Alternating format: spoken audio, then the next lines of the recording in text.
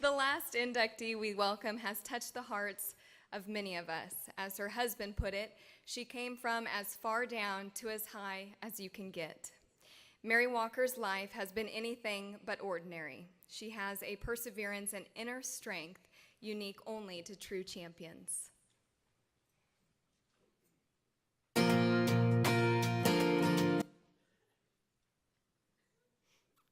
Take two. 2013 Cowgirl Hall of Fame honoree, Mary Walker. The 2012 Las Vegas National Finals Rodeo was met with more emotion and anticipation for Mary Walker than likely any of her competitors. Mary's story is really a journey. In her own words, she's always been a cowgirl. Whether competing or training horses, she's always had a connection. In 1983, Mary Lynch married Byron Walker, a 1981 world champion steer wrestler. Together, they competed and lived on their ranch in Ennis, Texas. On July 16, 1989, they gave birth to a baby boy named Reagan. Not unlike his parents, Reagan was an athlete considered one of the most decorated Texas high school cowboys ever, with 2 all-around, 2 steer wrestling titles, and a reserve championship in cutting. He was a member of the Professional Rodeo Cowboys Association and was also a member of the Ennis Lions varsity football team, where he started in as many as 5 different positions on defense. In 2011, tragedy entered the Walker family when Mary and Byron lost their son to a fatal car accident. Mary and Byron were devastated, an anguish that no parent should ever experience. Not even 2 months after the loss of their son, Mary suffered the worst injury of her career. Her horse Latte slipped and fell on her, leaving the cowgirl with a shattered pelvis, broken hip in 3 places, and 2 fractured vertebrae and toes. Surgery followed the life-altering accident, and to mend her broken body, 8 plates and 11 pins were used to stabilize her. She was confined to a wheelchair for 4 months and faced seemingly insurmountable obstacles as she recovered and painfully rehabilitated her body and heart. Yet this competitor has unbelievable will, and she got through rehab. She willed herself to walk and willed herself to ride. In Mary's words, there were times when I thought, I'm never going to ride again. You have all those thoughts that run through your head, but you have to talk yourself out of it. You have to say, hey, I could be worse. In 2012, about a year after Reagan's death, Mary began riding again, and she was racing better and placing higher than she had 20 years prior. She entered competition after competition, a total of 98 rodeos that year. By December, after winning several times, including taking Cheyenne Frontier Days, she was standing in 3rd place and on her way to the National Finals Rodeo in Las Vegas. Her competition was tough, younger, and certainly with less injury. Mary took the entire rodeo and walked away at age 53 as world champion, Top Gun recipient for most money earned of the entire rodeo. And if that's not enough, she won Best Dressed Barrel Racer in honor of fellow Cowgirl Hall of Famer Jerianne Taylor. Most recently, the champion received the Tad Lucas Memorial Award at the National Cowboy and Western Heritage Museum. Mary Walker has the physical strength of a true athlete and an emotional fire that refuses to fade. For her tenacity, bravery, and perseverance, we are honored to include Mary Walker into the National Cowgirl Hall of Fame.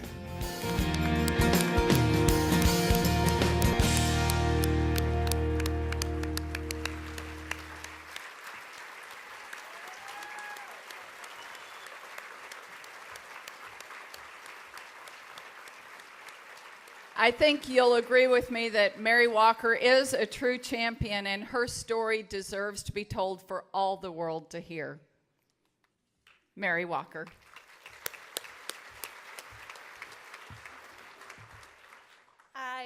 I don't know what to say.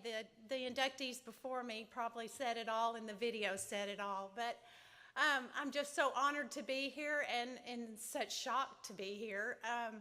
Did not realize that it was anything more than just trying.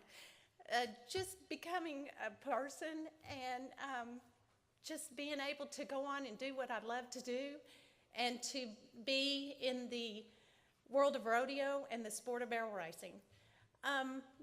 There's been 3 things 3 phone calls in my life that I have received. And the first phone call was the phone call that my son had been in an accident. At that time, he was bad, and he actually passed away the next day. And that was in April 23rd of 2011. Trying to pick up the pieces. There's no way the death of a child, you can pick up the pieces and survive. My husband, who is my rock and the most important person in my life, said, we can do this, and we'll make it together, and we'll be okay. June 9th, 2011, I was attending a rodeo in Crosby, Texas, and my horse Latte fell on me. Not knowing how bad I was and what a cowgirl I thought I was, get up and walk out of the arena and you'll be okay. That didn't happen. The stretcher did come in and pick me up and put me in an ambulance. Being as hard as my husband is on me some days, this was one time in his life that he actually got on the phone and started searching for the best surgeon, knowing how injured I was. He found the surgeon put me back together. As I laid there in that hospital bed, I said, God, what have I done? What did I do to deserve what I've had in 45 days? In that 45 days, I thought I was a good person. I thought I've been great. I thought I've done what you're supposed to do in life. I had nurses come and tell me, that has nothing to do with it. This happened. It was an accident, as Reagan was an accident. And I sat there and I thought, you know, I can lay here and I can feel sorry for myself, or I can get up and I can do something about it. I did. My husband actually purchased Latte for me to ride. Here I am in a hospital bed with a crushed pelvis. How am I going to ride a horse? And he said, you're going to do it, and you're going to go to the National Finals Rodeo, and you're going to be a world champion. And I thought, he's crazy. There's no way I'm going to get up here and do what he thinks I'm going to do. So we got home, and my wonderful mother-in-law, Mickey Walker, she did things a mother-in-law should never have to do to their daughter-in-law. And I'm not going to tell you everything, but she actually, we sat and we cried together. She bathed me. I also have rheumatoid arthritis. They took me off my medications and went into a really bad, severe case of rheumatoid arthritis. But we got that taken care of, and she took care of me. And I spent many hours in Bass Pro Shops in a wheelchair, sitting in a corner while my husband shopped. So, but he did everything he could to keep me going and to keep me out there. The whole time I'm looking out at the barn thinking, I've got this wonderful horse. What am I going to do with this horse? He hasn't got to show what he knows and what he can do. And here I am, 53 years old and broke up. He actually stood in that barn and Byron rode him for me every day while I watched out my back porch in the wheelchair. Not realizing after that physical therapy was going to be worse on me than the actual surgery. That was an adventure, but I had some great therapists that got me through it, actually taught me how to get back on a horse again, how to get off a horse, how to do things that I took for granted each and every day. This, still thinking in the back of my mind, I'm not going to be able to do what Byron thinks I'm going to be able to do. And he is such a hard person as far as he's got the ability to make you think you can do whatever you want to do. And if it hadn't been for him every step of that way, encouraging me and telling me that I could do it, I wouldn't be standing here today. And sometimes I wonder how I got the chance to stand here today. My second phone call that I received was for this induction. I thought, wow, how did they pick me? How did they pick me out of all these wonderful people? I'm just a barrel racer. I sat there and I thought, you know, it is an amazing thing because I can drive up to a rodeo and I have 20 little girls come up to me and tell me I'm their inspiration. I can't imagine being an inspiration to anyone. I had to do it. I had to do it for myself and for my life and for my husband's life. It's been a great year and a great time in my life to win the world championship. As I stood on that stage with all the other world champions, and Tuff Cooper was standing next to me, and I knew right then that that should have been my son Reagan standing there, but he gave that to me to do, and I did it, and it was a great thing. I also won the Jerianne Taylor Award for Best Dressed. I thought that barrel racers had kind of got off the subject of looking decent when they're running barrels. So we tried to bring that back, and hopefully we did. I think I've got some tough competition this year to withstand, but I'll hope I'll get it done. It's just amazing. You know, Martha Josie said last night, she said, you know what every great barrel racer has? And I said, no, Martha, what is it? And she said, a great horse. I said, I'm truthful to that, because if it wouldn't have been for Latte, I wouldn't be where I am today. He's an amazing animal, and he's got the guts and the glory, and he does it every time. Honored to have my family, my friends, everyone here that is here to see me today. Actually, I've got a whole tables full all around here, and I'm so excited for everyone that's been here.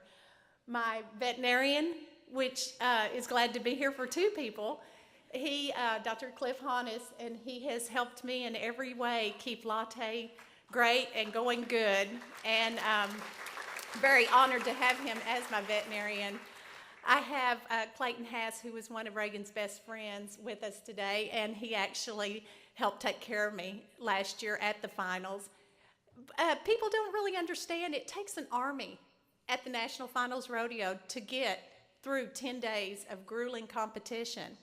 I have a great army. I have Brenda Barnes, who is my closest best friend, and the reason she's my closest best friend, she only goes with me close.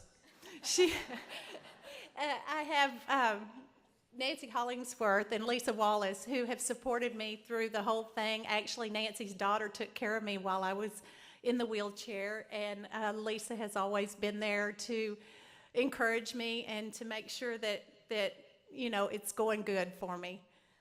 The rest of the people, the friends and family that are here, my banker, Mike Montgomery, thank you so much for allowing me to live my dream. I love you, and he actually has took my saddles that I have won throughout the last year, and he's rotated them through his banks. So I think he's really proud of me, so I hope so.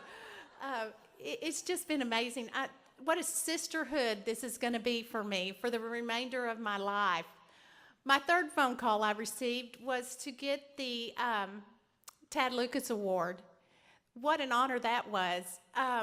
So exciting to get that, and I want to say something to Mitzi Riley that I hope she's feeling better. I know she's under the weather, and I would like to know that she's in my thoughts and prayers right now. And you know, this has been just the amazing dream that anyone could ever accomplish. I'm going to my second National Finals Rodeo in December this year. I will be 54 years old. So hopefully that I will be able to take that 2012 World Champion Barrel Horse and seem to do the same that we did last year. I won the most money of any competitor at the National Finals Rodeo, and I do hold the year-end earnings for barrel racing in the WPRA. So it's been an amazing, I guess, 5 years since I was actually diagnosed with my rheumatoid arthritis, and what I've been through. It's just something that you do. You get up every morning, you thank God that you're there, and you thank God you have another day of life. And I just want everyone to know how exciting I am, and you know, I love to go, and I love the people, and I hope I am an inspiration to everyone and every little kid that dreams of being a world champion barrel racer or a barrel racer in their own. Thank you.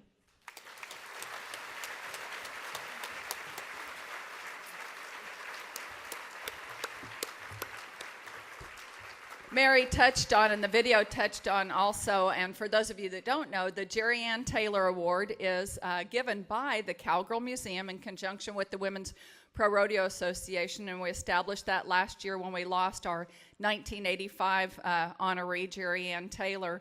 And it really has stepped up the appearance of the Cowgirls in the barrel racing at the National Finals Rodeo. I think going into the National Finals last year, Mary was the only one that really took it seriously. I mean, she had gotten with Kay Gay and the folks at Panhandle Slim, and she had planned out all 10 days exactly what she was going to wear.